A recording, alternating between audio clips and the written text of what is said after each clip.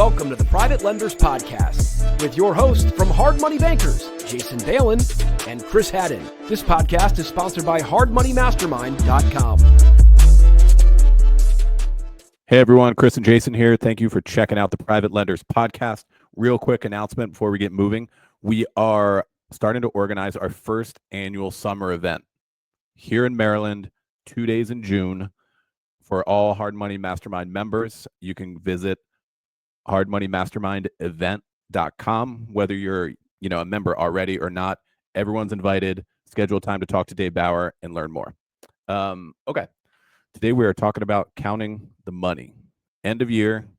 It's about the end of January right now. We're filming this and recording this on the 29th of January. This week we are just doing our 1099s and 1098s.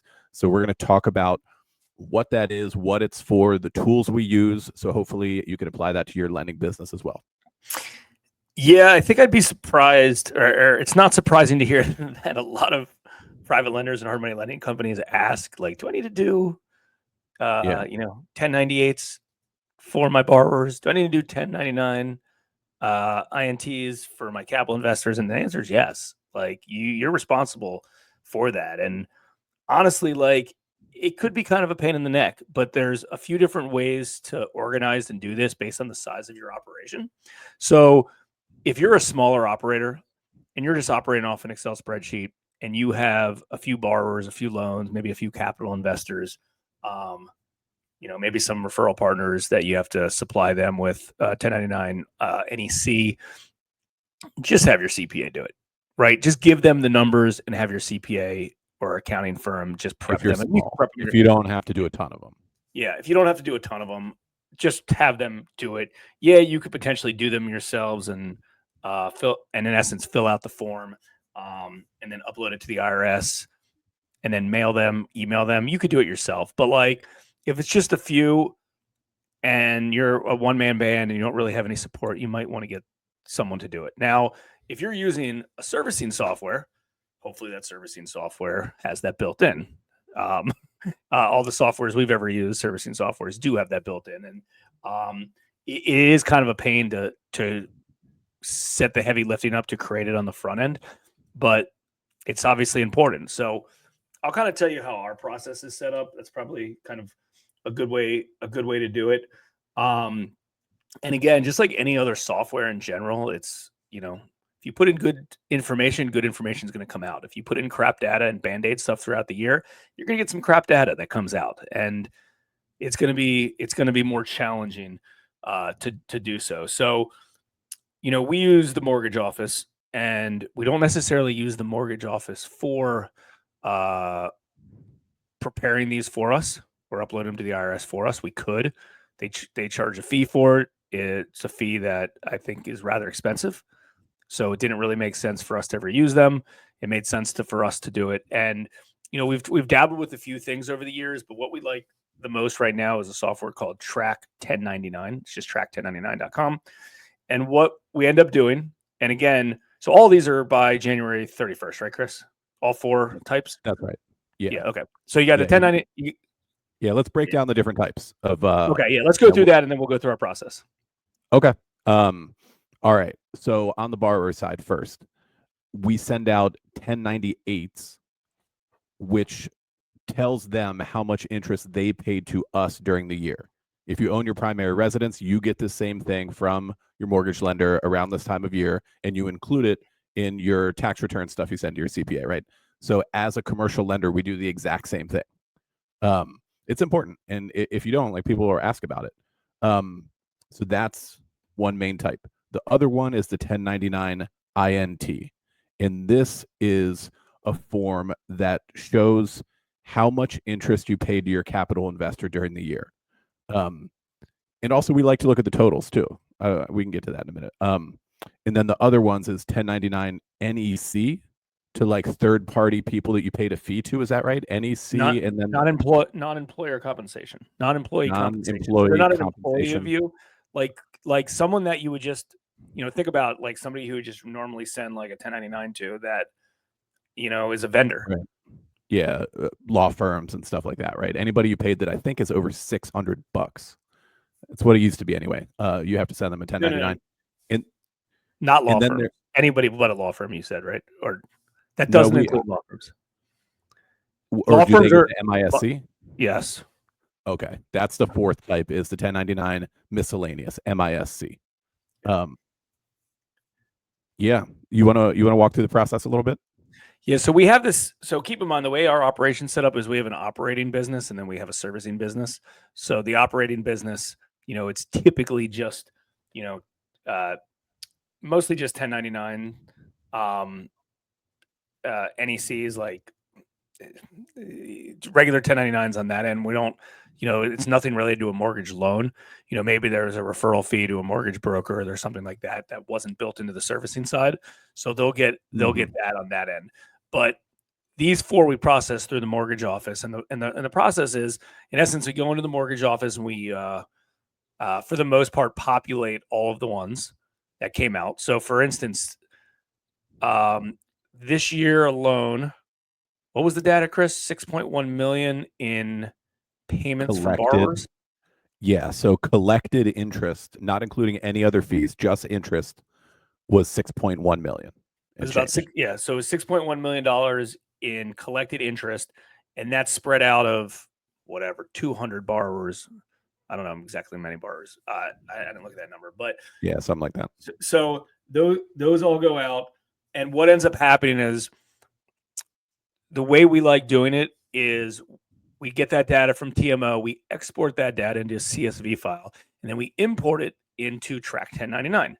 When we import it to Track 1099, in essence, it determines if all the, like, we could verify the data elsewhere in TMO, but we determine if all the data's accurate, like meaning, or EIN numbers formulated the right way. Do we have EIN numbers or social security numbers for everybody?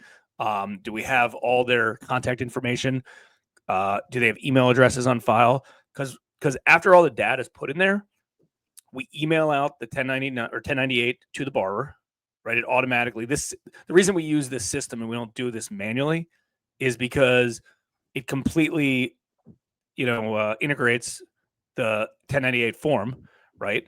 HMB Servicing LLC is the payer, the borrower, or the collector, I guess. The borrower is the one who's making the payments. It lines up everything perfectly in the box, and then we can push email, and it emails out individually to each person, based on how many deals they have with us, obviously.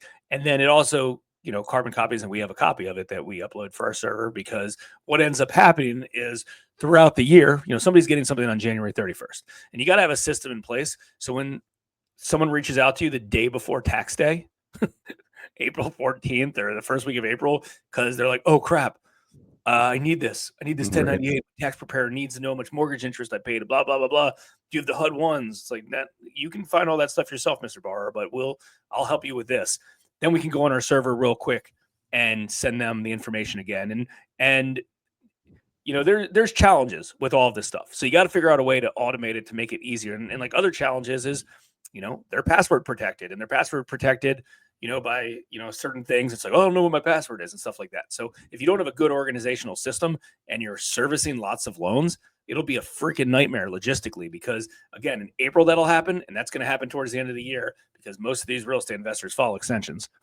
So they're going to ask again for it. And we need to make sure we have it all organized the right way. No, I'm glad you mentioned that. And you really do need to keep copies of both the 1098s and the 1099s, because people are asking for them all throughout the year. All throughout the entire year. Of course, like more so around tax time, the regular filing date, and then also the extension date in October.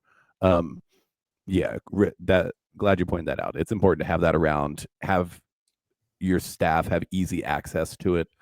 Ours stays in a folder in Google Drive, so it's very searchable. That's very easy to find throughout the year, because frankly, like, somebody's asking for it every week, seems like. Yes. Yeah. So like the process with Track 1099 is pretty inexpensive, few $100 in order to set this up. And then there's filing fees when we upload it to the IRS. And then we can take all this data and upload it to the IRS. So like, no joke, there's definitely some assembly associated with it. It's actually something internally that Chris and I just do ourselves. I mean, although we have a full-time controller and staff accountant who, I don't know, maybe they should be responsible for doing this. We kind of just do Yeah, it that- because yeah, it's a once a year, like somewhat outside the box thing that, it's, I don't know. I don't want to say that it's hard or it's easy. It's just, we just do it, and it takes a few hours one day, and it's done, and it's set up. It also is kind of cool to spot check some of these things, like, hey, how much, which borrower paid us the most interest this year, or which capital investor made the most Yeah. amount of money this year. I like So seeing I like seeing the leaderboard. I like seeing Yeah. who got paid a bunch of money in our, especially on the capital side.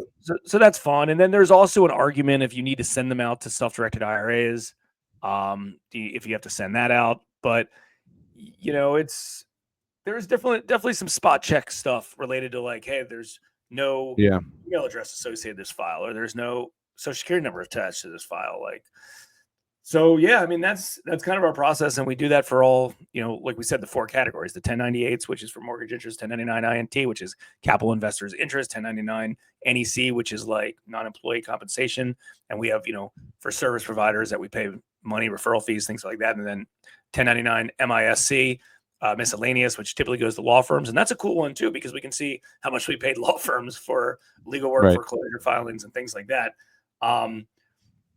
Yeah, and keep in mind, in this business, not everything's dictated that way, because a lot of the stuff we do is charged on the front end. Like, this doesn't pick up points. This is just anything related to the servicing side of the business.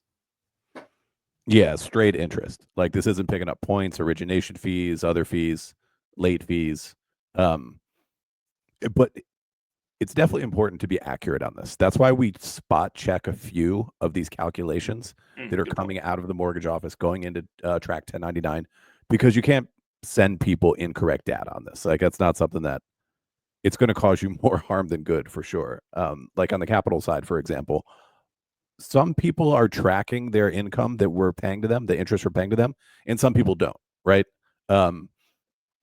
But it's important that if they think our number's off or something like that, that we have the data and that we know that we're accurate. Because, if you paid somebody 150 grand in interest in a year, you can't 1099 them for 170 grand mistakenly. Like, that's not cool. It's over reporting income. It's not going to fly. That's not going to be a good look with your capital investor. So being accurate on the stuff and checking it, doing a couple manual checks, we've always found to be important. No doubt. All right, guys. Yeah, I mean, the important part is this is your responsibility to do. Like, start with that. It is. Like, you got to do this. And if, this is your first time and you're scrambling to do it, and your CPA is set up to do it that way, and it's not an overwhelming amount of deals, like, just pay them some money, send them the data, and call it a day. Because the data is just a number, right? It's the borrower or the lender's information, contact information, and the amount that was paid or was paid to you, right? So it's not the end of the world, and have them help you upload it to the IRS as well. All right, everyone, that is the pod for today. Remember to go check out Hard Money Mastermind event.com to learn about our summer meeting here in Maryland, and we'll see everyone next time here on the Private Lenders Podcast. We hope you enjoyed this episode of the Private Lenders Podcast. Please note that the opinions stated by all the speakers on this show are only opinions and not intended for legal, financial, or accounting advice. Please make sure to always check with your own legal, accounting, and financial professionals. If you enjoyed this episode of the Private Lenders Podcast, we'd appreciate it if you would spread the word. Make sure to check out hardmoneymastermind.com, the #1 free community for new and experienced private and hard money lenders.